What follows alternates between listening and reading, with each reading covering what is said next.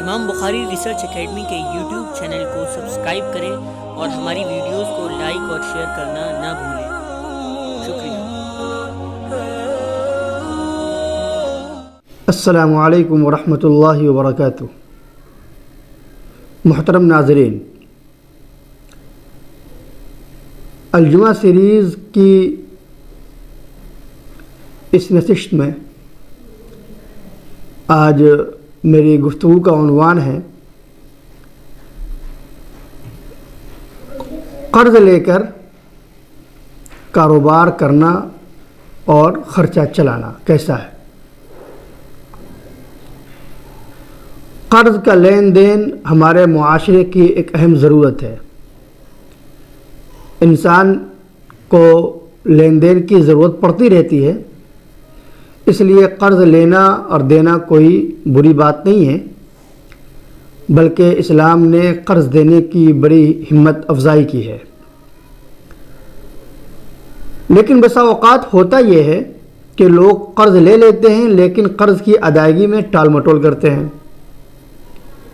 یہ اچھی بات نہیں ہے۔ بہت سے لوگ ایسے ہوتے ہیں جو دوسروں سے قرض لے کر اپنا کاروبار کرتے ہیں اور اپنا خرچہ چلاتے ہیں، اور استطاعت کے باوجود قرض کی ادائیگی میں ٹال مٹول کرتے ہیں۔ شریعت میں یہ بات پسندیدہ نہیں ہے، بلکہ حدیث شریف کی روشنی میں ایسا شخص ظالم ہے۔ اللہ کے پیارے رسول صلی اللہ علیہ وسلم نے ارشاد فرمایا، مطل الغنی ظلم، کہ جس انسان کے پاس قدرت ہے، استطاعت ہے، اس کے باوجود بھی وہ قرض کی ادائیگی میں ٹال مٹول کر رہا ہے تو پھر وہ ظلم کر رہا ہے۔ تو ایسے شخص کو چاہیے کہ جتنا جلد ہو سکے وہ قرض کی ادائیگی کر دے۔ لیکن چونکہ یہ معاملہ قرض کا لین دین آپس کی رضامندی سے ہوا ہے، اس لیے اس کی تجارت کو، اس کے کاروبار کو ناجائز نہیں کہا جا سکتا۔ ہاں، چونکہ اب اس کی نیت صاف نہیں ہے اور وہ قرض کی ادائیگی میں ٹال مٹول کر رہا ہے، اس لیے ایسا شخص ظالم ضرور ہے۔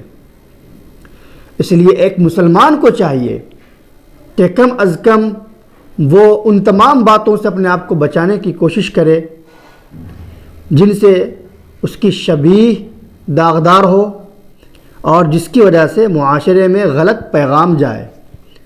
اگر ادا کرنے میں تاخیر ہو جائے یا سہولت نہ ہو سکے تو قرض والے سے مہلت مانگ لے، لیکن قدرت کے باوجود، استطاعت کے باوجود پیسہ رہتے ہوئے بھی قرض ادا نہ کرنا یہ اچھی بات نہیں ہے۔